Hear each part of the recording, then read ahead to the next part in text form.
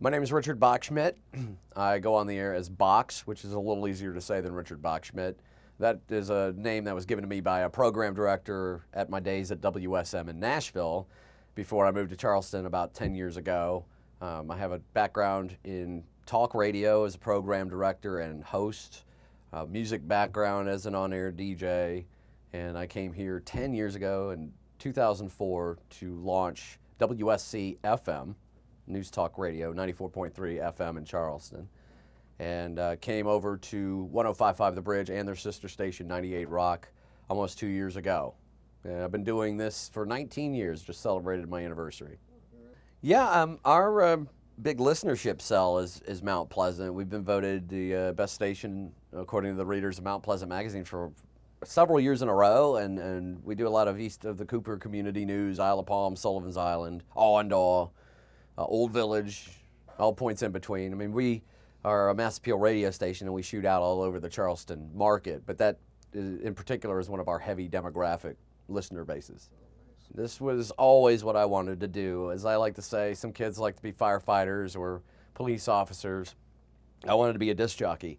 I didn't really know what that entailed, and as a kid, when the world is at your feet and everything is possible, I knew riding to school in the morning, listening to great morning shows like Q105 in Tampa, the Morning Zoo, Scott Shannon, who's legendary, and then an afternoon drive on the way home, listening to guys like Mason Dixon and Cleveland Wheeler. Really high energy, a lot of talk and content and bits and parodies and satire and jokes, and it was fun driving on the way to school and listening to something one of the guys would say and then repeating it all day to try to get the same laugh that they got out of me. And I knew probably at the age of 7 or 8 that that was what I wanted to become. And it was a lot longer of a time before I actually got my foot in the door, but I'm so glad I did. 105.5 The Bridge is a AAA format. It's adult album alternative. 98 Rock down the hall, our sister station, is more of an active rock, modern rock. You know, a bent on some of the classics from back in the day, but a lot of the new stuff that's coming out. And The Bridge is a pretty eclectic mix. We have a great homegrown category. We have such a great music scene in Charleston. We have a lot of great local artists that are doing some great things. I think of Dead 27s or Stoplight Observations or Tyler Boone, Luke Cunningham. It's a pretty rich environment. There are many more bands I can't even begin to mention that play all over town, and they built really respectable fan bases, and you don't have to move to LA or New York to get noticed anymore. There are some major labels that have some pretty serious interests in this music. And then we pair that with the Jack Johnsons and the Dave Matthews and Mumford and Sons, things like that. And every once in a while we'll get a Wild Hair and I'll slip in some Sonic Youth, Don't Tell the Boss. I've been a musician ever since I was probably 9 years old. I got my first guitar. I always wanted to be Eddie Van Halen and Stevie Ray Vaughan, and I'm neither, but I still putz around with a little bit. I fancy myself sort of a drummer, but not really good. I can keep a beat, but that's about it. You know, when I'm in the studio and I hear a song that I really like, I'm gonna air everything. I can do air accordion, air steel guitar, air fiddle, you name it, I've got it down. Music to me is everything. I think anybody could really say that if they really evaluate everything they've ever done in their lives that is a major moment. There's always music. There's a song I remember that makes me feel a certain way about a certain time, and that can be good, that can be bad. I mean, good Lord, how many breakup songs and love songs and teenage angst songs or whatever, any emotion anybody's going through. There's somebody with that flavor that they're expressing through music because it's just so powerful. Movies wouldn't be anything without a great cinematic score. Commercials wouldn't have the same flavor without that perfect jingle or that perfect music bed that is going to make you feel like you're in a certain place. It's all about the feeling.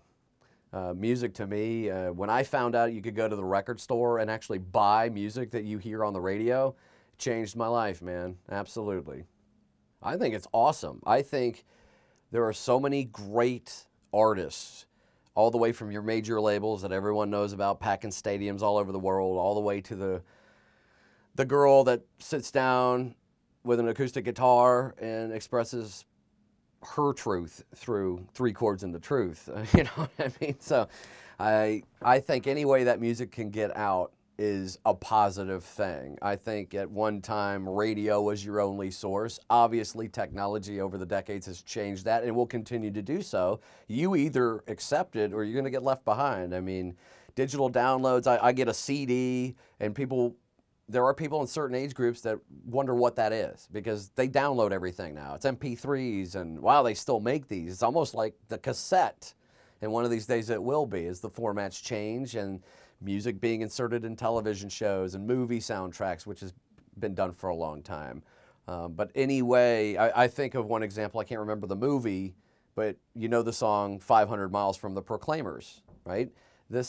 That song, before it became huge, huge, huge, was released several years earlier. And it was an undiscovered kind of throwaway thing. And one of the girls on this particular movie suggested it for the soundtrack. They go work at a certain scene or whatever. The next thing you know, even though it was a one-hit wonder, the Proclaimers probably never thought they were even going to have that one hit. And, you know, everybody has their little moment in the sun. Not everybody can be Red Hot Chili Peppers or Foo Fighters and have sustained careers of 20-plus years, or Pearl Jam. But that doesn't mean it's not worth hearing. In any way people can get a hold of it, I'm all for it. I would like to think that major label music companies are kind of going with the flow finally. I think for a while it's been this resistance, you know, back in the days of Napster and people trading music and the royalties and the rights, which I understand the legalities of that as an artist creating music, and then people are basically stealing it. I understand that, but I think we've evolved to the point now with all the technology and the things that I've mentioned before that you either have to accept the changes or you just need to fold up, because you can't fight it anymore. It's just like what we talked about. Somebody may hear somebody singing at a coffee shop and they could be the next big thing, as well as, you know, someone who's, I don't know, you know, it's just, it's really a toss-up. The fans decide. It's not the record labels and it's not radio who decides what's cool anymore. We can certainly help through promotion and our personal endorsements, and I still think that carries a lot of weight. But at the end of the day, a song is going to make you feel something, and if it does, it doesn't matter how you hear it. That's how it goes along.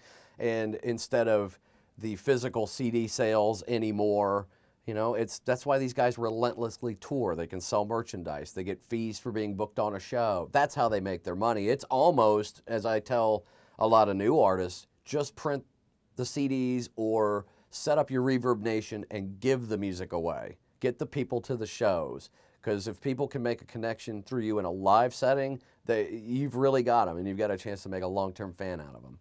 I think it's a definite advantage to the label and the talent who find themselves in that situation. However, I feel like shows like American Idol and The Voice and all the other copycats that are going to spring up, yes, it's a good, effective way to get music out, but only to a very rabid fan base, and I mean, relatively speaking, if you compare Idol's numbers from the inception to now, they're way down. Still a lot of people participate and watch the show, and it generates tons of ad revenue, and that's all good. But you can't rely on that to find your new crop of stars, because as you've noticed, over the history of American Idol, you can name maybe 3 or 4 that really did something after the show was over, like in a big way. Carrie Underwood, Kelly Clarkson, who else? You know, a couple other people that made something. Who was it? Carrie Underwood. Yeah, I said Carrie Underwood. Oh. Yeah. I'm sorry, I know this is probably effed. But I think, as we talked about before, any way you can get the music out is going to be employed by the major labels, and they understand that segment that's going to watch American Idol or The Voice religiously are more pop and country flavored. There may be a tinge of rock and roll, but safe rock and roll. You know, you might have to go to a Jimmy Fallon who will actually put Slayer on during his talk show, or Jimmy Kimmel or something like that, to get, yeah, Philip Phillips right now. I'm such an idiot. Let's take this from the top. I'll start with my answer. I effed up. I think American Idol and The Voice are very important to launch new artists. However, that segment is getting smaller and smaller year to year. If you take the initial ratings of American Idol, how huge it became, and now it's on the downslope. It's kind of jumped the shark a little bit, as we say. The Voice is still a mega talent show, and it's still performing well, but it's on the decline. There's just so many other ways to capture the music that people like because there's so many different flavors. But you think about American Idol, how awesome it has been, but only for a select few of artists. You know, Philip Phillips, who we're playing on AAA radio, he's having some great success. Kelly Clarkson, still a major artist. Carrie Underwood, owning country radio for the last decade, it seems like. But think about all the other folks that may have won the talent contest and you never hear from them again. Again, the public is going to decide what they like, and it's like water. It comes through the cracks and it finally gets to someone who likes what they're about. And with social media, especially with Twitter and Facebook and all, Instagram, all of the others, that's, to me, what's really impactful for most of your artists, big and small. I think it depends on what stage of your career you're at. I think if you're one of the lucky ones and Warner Brothers shows up to your gig and they sign you and they're going to pump millions of dollars into promoting your release and spending the money it takes to have a really good release and everything that goes along with that, of course that's a great advantage. But you talk to a lot of folks that are signed to major labels or whatever. I mean, those guys are starving. I mean, the money is not there where it used to be, where you used to be able to record an album once every 3 or 4 years and it sells millions of copies out of the gate. It just doesn't happen that way anymore. Those guys really have to relentlessly tour to get their music heard and to convert fans. And again, the merchandise and whatever fees you make off of touring is really where the money is. So back in the day when you'd get a guarantee or you'd get these big budgets, it's really few and far between for most artists. So there is, like what we do in Charleston, we have small labels all over the place. Excuse me. And it's all about getting that music out there. I may not reach millions of listeners, but I can reach tens of thousands of listeners. And if I can convert a healthy percentage of that into sales of merchandise or coming to my shows, I mean, it does, I may speak to 10,000 people. I may not be Howard Stern, but if I can effectively communicate to those thousands of people, then we're doing our job and everybody gets a little piece. Play, and play constantly. Practice. I've seen a ton of bands that can't hold it in a live setting.